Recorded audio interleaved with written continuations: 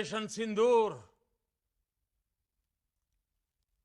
न्याय की अखंड प्रतिज्ञा है।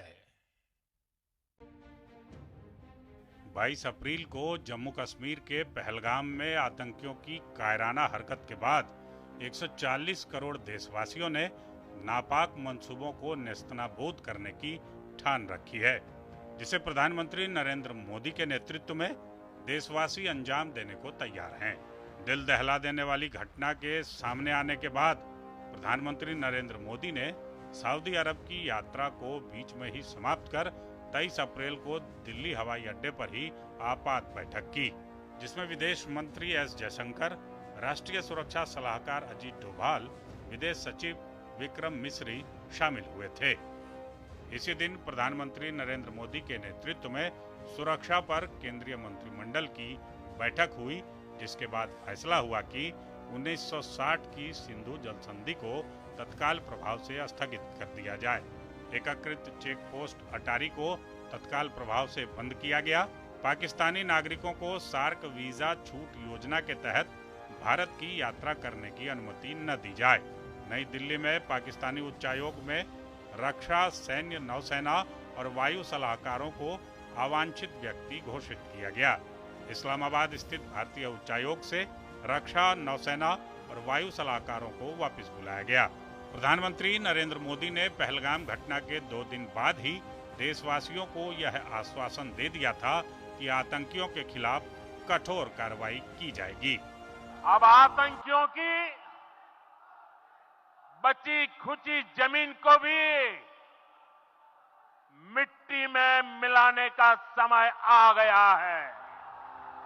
आतंकियों की कायराना हरकत का मुंहतोड़ जवाब देने के लिए प्रधानमंत्री नरेंद्र मोदी ने मंत्रिमंडल के वरिष्ठ मंत्रियों के साथ ही रक्षा और सुरक्षा से जुड़े वरिष्ठ अधिकारियों के साथ बैठकों का सिलसिला शुरू किया।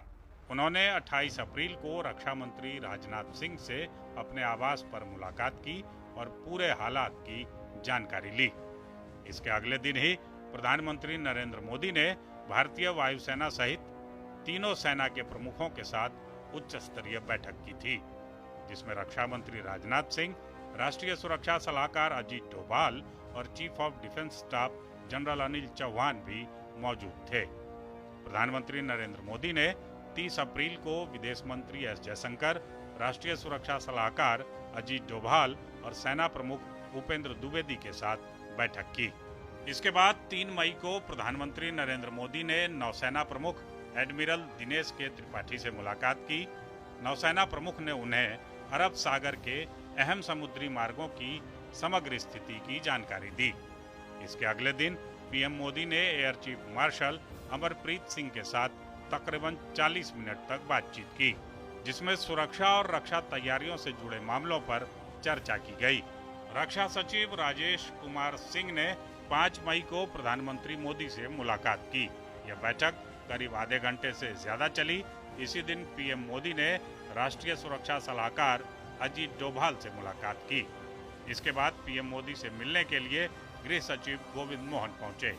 6 मई को प्रधानमंत्री नरेंद्र मोदी के साथ राष्ट्रीय सुरक्षा सलाहकार अजीत डोभाल की अहम बैठक हुई। इसके बाद 6 से 7 मई के दरमियान ऑपरेशन सिंदूर लॉन्च किया गया, जिसमें आतंकियों के 9 ठिकानों को हमारे सुरक्षा बलों ने पूरी तरह तबाह कर दिया। इस ऑपरेशन का नाम भी प्रधानमंत्री नरेंद्र मोदी ने दिया था। उन्होंने पूरी रात इस पर नजर बनाए रखी। ऑपरेशन सिंदूर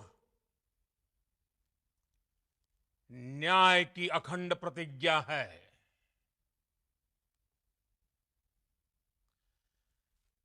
6 मई की देर रात, 7 मई की सुबह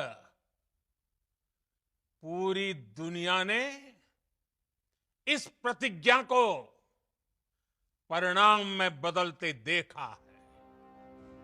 8 मई को प्रधानमंत्री नरेंद्र मोदी ने राष्ट्रीय तैयारियों और अंतर मंत्रालयीय समन्वय की समीक्षा के लिए केंद्र सरकार के विभिन्न मंत्रालयों और विभागों के सचिवों के साथ एक उच्च स्तरीय बैठक की अध्यक्षता की। इसके अगले दिन उन्होंने रक्षा मंत्री, राष्ट्रीय सुरक्षा सलाहकार, चीफ ऑफ डिफेंस स्टाफ और सशस्त्र बलों के प्रमुखों और वरिष्ठ अधिकारियों के साथ समीक्षा बैठक की। 10 मई को प्रधानमंत्री नरेंद्र मोदी ने एक उच्च स्तरीय बैठक की अध्यक्षता की, जिसमें रक्षा मंत्री Rajnath Singh, NSA Ajit Doval, CDS general Anil Chauhan, सशस्त्र बलों के प्रमुख और वरिष्ठ अधिकारी शामिल हुए। इसी दिन पाकिस्तान के साथ सीमा पर गोलीबारी रोकने की घोषणा की गई। पाकिस्तान की तरफ से जब ये कहा गया कि उसकी ओर से आगे कोई आतंकी गतिविधि और सैन्य दुस्साहस नहीं दिखाया जाएगा, तो भारत ने भी उस पर विचार किया। प्रधानमंत्री आवास पर 12 मई को एक महत्वपूर्ण उच्च स्तरीय बैठक का आयोजन हुआ, जिसमें रक्षा मंत्री राजनाथ सिंह, विदेश मंत्री doctor S Jaishankar, NSA Ajit Doval, CDS Anil Chauhan और तीनों सेना प्रमुख शामिल हुए। इसी दिन प्रधानमंत्री मोदी ने राष्ट्र को संबोधित किया और कड़ा संदेश देते हुए कहा कि टेरर और टॉक एक साथ नहीं चल सकते। भारत का मत एकदम स्पष्ट है। टेरर और टॉक एक साथ नहीं हो सकते।